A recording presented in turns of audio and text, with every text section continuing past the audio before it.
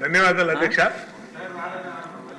ఆ రోజు 2014-2019లో బైఫర్కేషన్ తర్వాత ఏర్పడినటువంటి నూతన రాష్ట్రంలో ప్రతి పేదవాడికి ఇల్లు సొంత ఇల్లు కట్టించివ్వాలనేది ఆనాడు ముఖ్యమంత్రి చంద్రబాబు నాయుడు గారు చేసినటువంటి గొప్ప ఆలోచనే టిట్కో ఇల్లు అధ్యక్ష.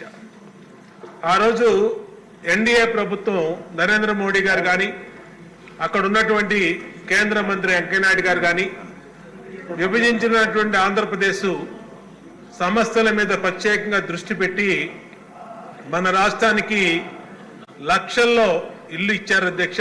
ఆ రోజు కేంద్రానికి కూడా ధన్యవాదాలు చెప్పాం అధ్యక్ష.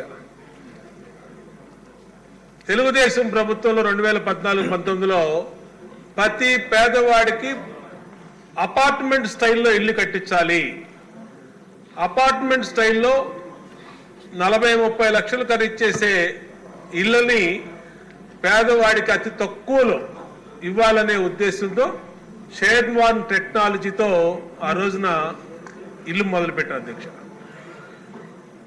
తెలుగుదేశం ప్రభుత్వం 2019లో కనుక అధికారంలో వచ్చింటే ఇవాళ పేదవాళ్ళందరూ గృహప్రవేశాలు చేసి దాంట్లో సంతోషంగా ఆనందంగా అన్ని ఫెసిలిటీతో ఉండేవాళ్ళు అధ్యక్ష. నా నియోజకవర్గంలో దాదాపు 8,000 ఇళ్ళు నారాయణ గారు ఉన్నారు అధ్యక్ష. నారాయణ గారు ప్రత్యేకంగా అక్కడికి వచ్చి పర్యవేక్షించేవాళ్ళు అధ్యక్ష. స్టేట్ మొత్తం టిట్కో ఇళ్ళు బ్రహ్మాండమైనటువంటి సింగిల్ బెడ్రూము, డబుల్ బెడ్రూము, బాత్రూంలో టైల్స్, కిచెన్లో టైల్స్ గతంలో ఎప్పుడు లేదు అధ్యక్ష. ఈ టైల్స్ అనే కాన్సెప్టే ఎప్పుడు లేదు అధ్యక్ష. పేదవాడికి ఇల్లు అంటే తెలుగుదేశం హయాంలో కూడా గతంలో ఇల్లు కట్టాం. అప్పుడు కూడా అప్పుడు ఉన్నటువంటి పరిస్థితుల్లో ఇల్లు కట్టేవాళ్ళు తప్పితే ఏ రోజు కూడా ఆ టైల్స్ ఇలాగ కమ్మోడ్స్, 2 బెడ్రూమ్, సింగిల్ బెడ్రూమ్ అనే కాన్సెప్ట్ ఎప్పుడు లేదు అధ్యక్ష.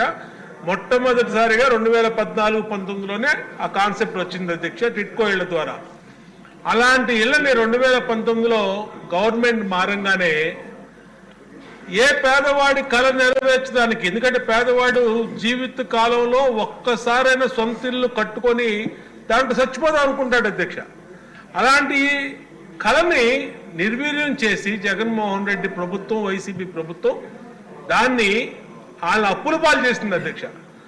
5 సంవత్సరాల పాటు వాళ్ళకి ఇల్లు ఇవ్వకుండా పైగా వాళ్ళ పేరు మీద లోన్లు డ్రా చేసి ఇవాళ వాళ్ళకి ఈఎంఐ పేరు మీద బ్యాంకులు వేధింపు, ప్లస్ వాళ్ళ సివిల్ స్కోర్ కూడా తగ్గిపోతుంది అధ్యక్ష. మీకు తెలుసు అధ్యక్ష, మీరు పెద్ద వ్యాపారస్తులు, సివిల్ స్కోర్ తగ్గిపోతే ఏ బ్యాంక్ కూడా 100 రూపాయలు అప్పు ఇవ్వదు.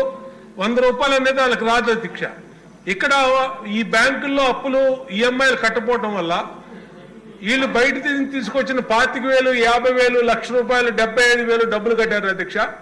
ఆ డబ్బులు ఏమైపోయినాయి అర్థం కావట్లేదు.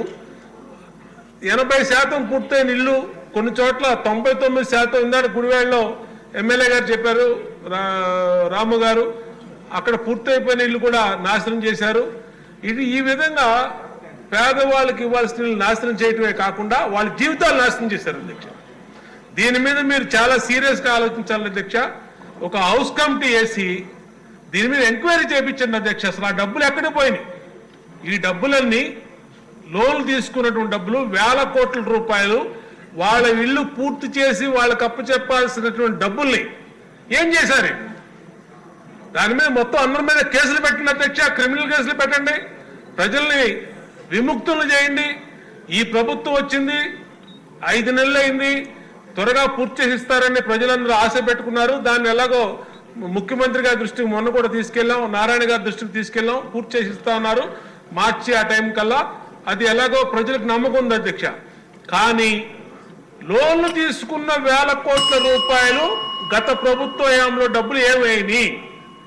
ఎందుకు తీసుకున్నారు? ఇల్లు చూపించి డబ్బులు తీసుకున్నారు. అధికారుల మీద కూడా కేసులు పెట్టాలి అధ్యక్ష. ఆ టైంలో ఎవరైతే దీంట్లో ఇన్వాల్వ్ అయ్యారో అధికారుల మీద కూడా కేసులు పెట్టి ఈ డబ్బులు ఎందుకు డైవర్ట్ చేశారు?